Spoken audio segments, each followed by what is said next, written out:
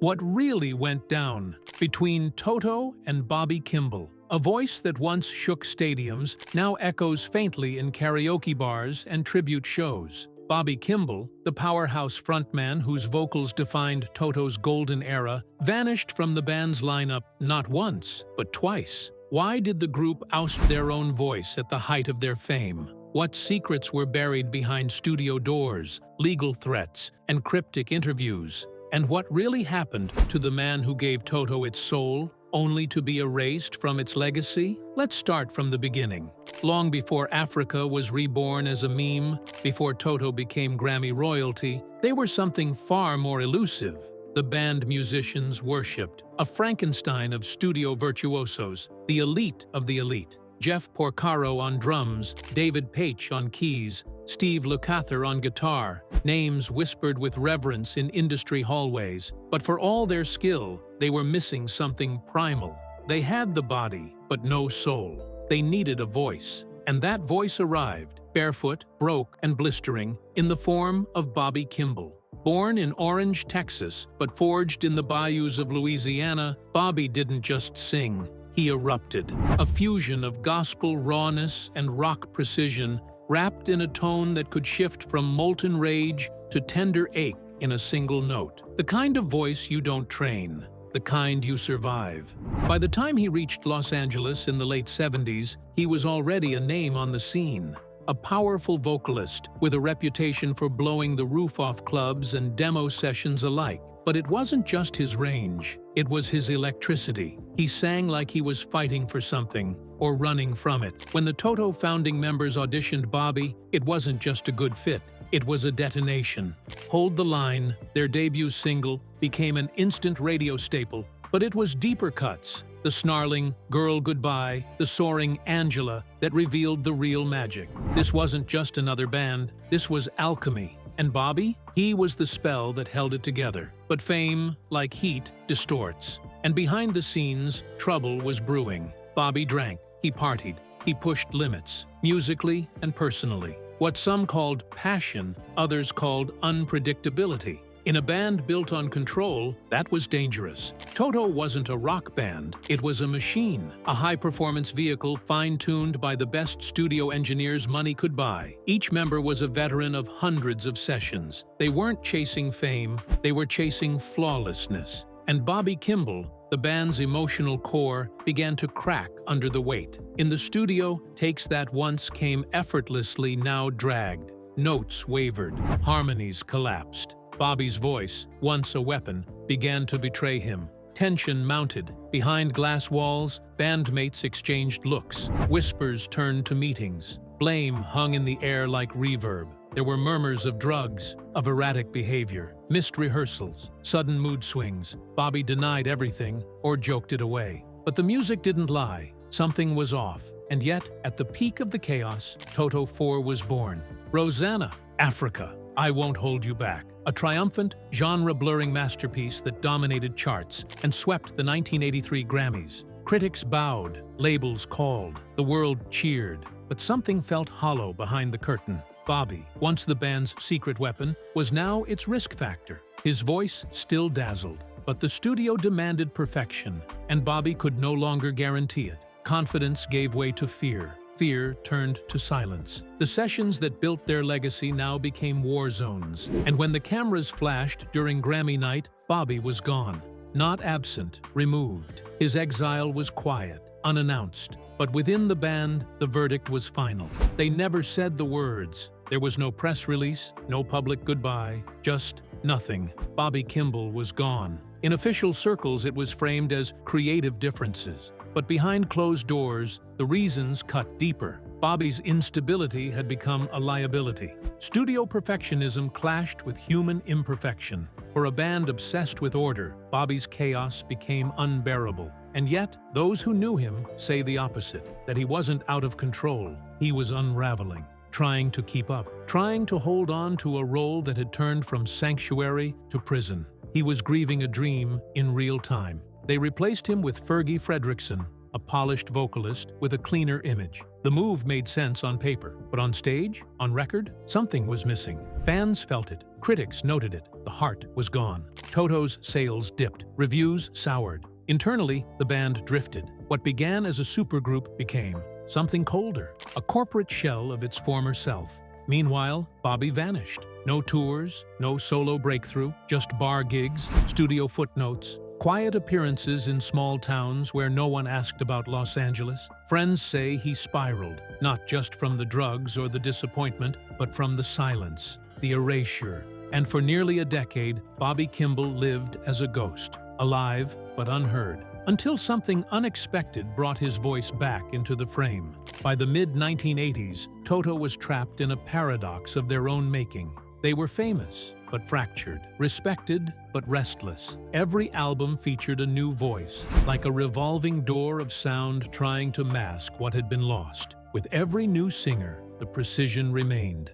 But the magic? That was harder to replicate. Behind the closed doors of Sunset Sound and Capitol Records, frustrations boiled. There were fights over vocal phrasing, key changes, lyric tone. Engineers say takes were spliced together from dozens of fragments just to simulate the ease Bobby once brought in a single pass. Internally, some members began to admit, quietly, bitterly, that Kimball's voice had been irreplaceable. And Bobby? He wasn't done. In scattered studios across Los Angeles and Germany, Kimball began recording demos, working with small-time producers, taking odd session gigs. Rumors surfaced that he was plotting a solo album, testing the waters, trying to crawl back from exile. But his name still carried weight, especially in Europe, where Toto's following had become almost cult-like. Then came the shock. Bobby had been invited back, not for a full return. Not at first, just an audition for the band he helped define. Sources described the sessions as cold, awkward, transactional. Bobby tried to summon the old chemistry, but the room had changed. Faces were harder, instructions stricter. He wasn't family anymore, he was a test subject, a relic on trial. And yet, they kept calling him back. Something, some muscle memory, some unspoken magic, kept pulling them toward him. Maybe it was nostalgia. Maybe guilt, or maybe they knew the truth. The voice was the thread, and without it, the tapestry had frayed. In 1998, 2 decades after their debut, Toto officially reinstated Bobby Kimball. To fans, it was a triumphant return, a second chance, the prodigal frontman reclaiming his crown. But inside the band, nothing had healed. If anything, the wounds had deepened. Kimball returned to find restrictions on what he could sing, when he could speak, how he was credited. One insider described the sessions as clinical. Bobby was allowed to perform, but not to lead. He was back, yes, but no longer embraced. The voice had returned, but the harmony was gone. In 2008, Bobby Kimball was dismissed from Toto for the second time. No announcement, no tour interruption, just absence. One day, he was on stage. The next, he wasn't. Unlike his first departure, this one barely made a ripple. There were no industry headlines, no public statements. The band, now more brand than brotherhood, simply replaced him. Another singer filled the role. The show went on, but Bobby didn't. Now in his 60s, Kimball was older, slower, more fragile. His voice, once volcanic, had become unreliable. Notes that used to soar now wavered. Longtime fans noticed. Detractors pounced. YouTube videos compiled his worst performances. Comments turned cruel. It wasn't just his voice that faltered. It was the perception of his worth. And still, it wasn't the voice that hurt him most. It was the silence. Privately, Bobby was shattered. He told friends he felt discarded, used, erased. And as the band reshaped its public image, the betrayals multiplied. In interviews, members began rewriting the past. Toto was never about one singer, they said. We were always a studio band. The implication was clear. Bobby hadn't mattered as much as people thought. He was just one part of the machine, and not an essential one. To Bobby, it felt like history was being edited in real time. He wasn't just fired, he was being written out. Worse still, royalties were inconsistent. Licensing deals surfaced without his name. Merchandise was sold without his likeness. Fans bought reissues without knowing who sang the original tracks. Bobby watched the legacy he helped build turn into a business he had no stake in. The band kept touring. He kept disappearing. Twice removed, twice erased. And this time, he knew there would be no third return. After Bobby's final dismissal, the band shifted gears. Publicly, they became polished, PR-friendly, carefully curated. Gone were the raw, emotional declarations of years past. In their place were talking points. It just wasn't working. We wish him the best. Sometimes things don't last. But beneath the calm surface, there was strategy, damage control, reframing. The narrative being crafted was clear. Bobby Kimball was a former member, not a founder. Not essential, not missed, except he was. Fans began questioning the official version of events. Online forums lit up with archived footage, bootlegs, and early interviews that contradicted the new story. People noticed the omission, the inconsistencies, and above all, they noticed the absence of that voice. And Bobby? He didn't stay quiet. In raw, unscripted interviews, often filmed in hotel rooms or backyard studios, he fired back. He accused former bandmates of betrayal,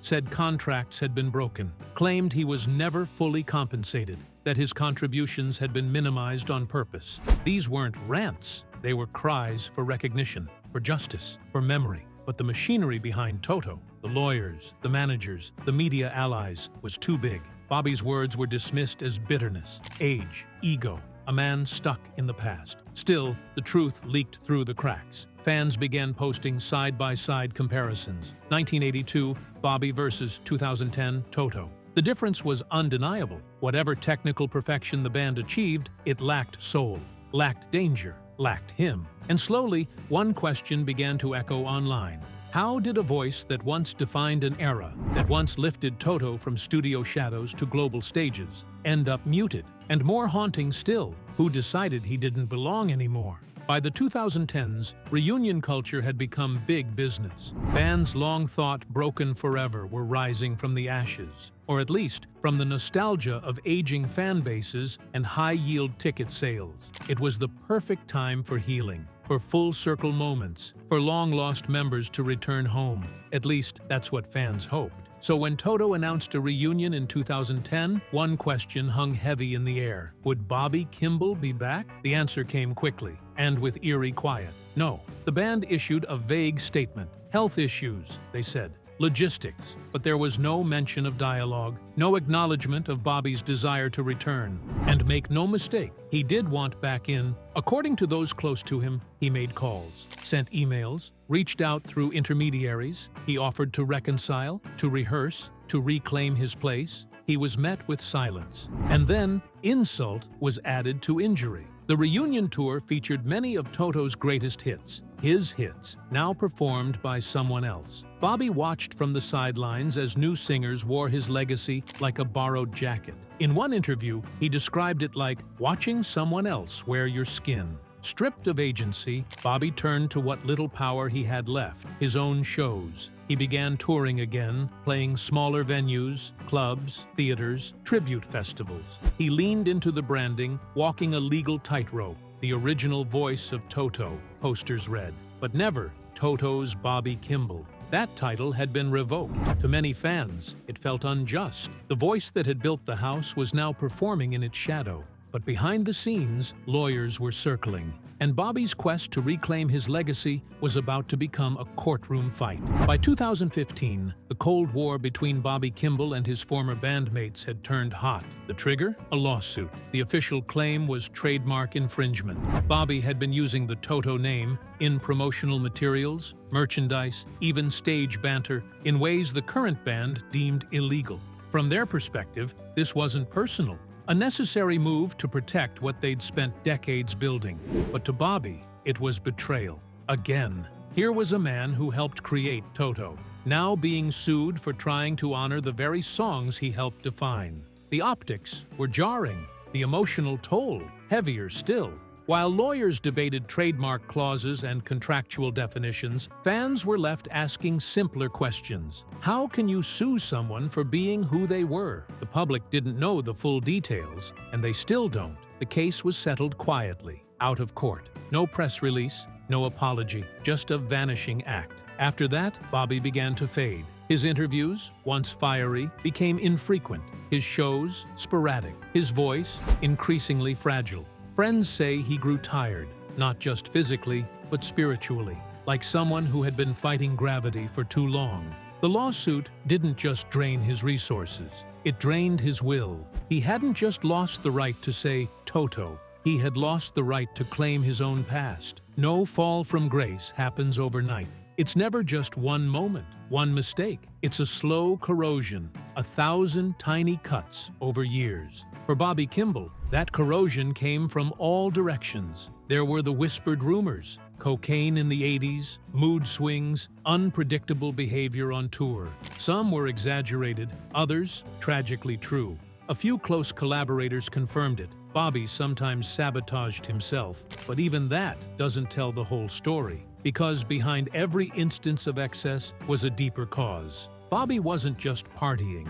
He was trying to survive in an environment that punished imperfection. Toto was not a jam band. It was a studio-grade weapon. Every performance had to be flawless, every note surgically placed. The pressure crushed lesser singers. Bobby bore it until he couldn't. And then there were the personal demons: isolation, shame, a sense of being perpetually disposable. After his final exit from Toto, Bobby didn't retire. He drifted.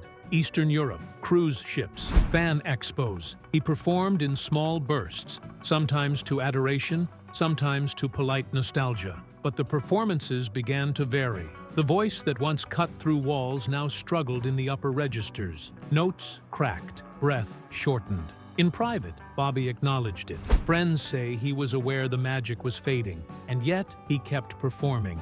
Perhaps not because he believed in a comeback, but because it was the only way he still felt real. Eventually, even that began to slip. By the late 2010s, the voice, his identity, his weapon, his curse had all but left him. The silence that followed wasn't just professional, it was personal. Today, Toto's legacy lives on, in playlists, retro tours, viral videos. Africa is eternal. Rosanna, timeless. But in that polished nostalgia, something, or someone, is missing. Bobby Kimball doesn't headline retrospectives. He isn't featured in new remasters. His name appears in credits, but rarely in conversation. He is a ghost in the house he helped build. For younger fans, he's a trivia answer. For older ones, a painful memory. The man who once soared now watches from the sidelines as his band, or fragments of it, marches on. The official story is clean, marketable, conflict-free, but the truth is jagged. Bobby Kimball wasn't perfect.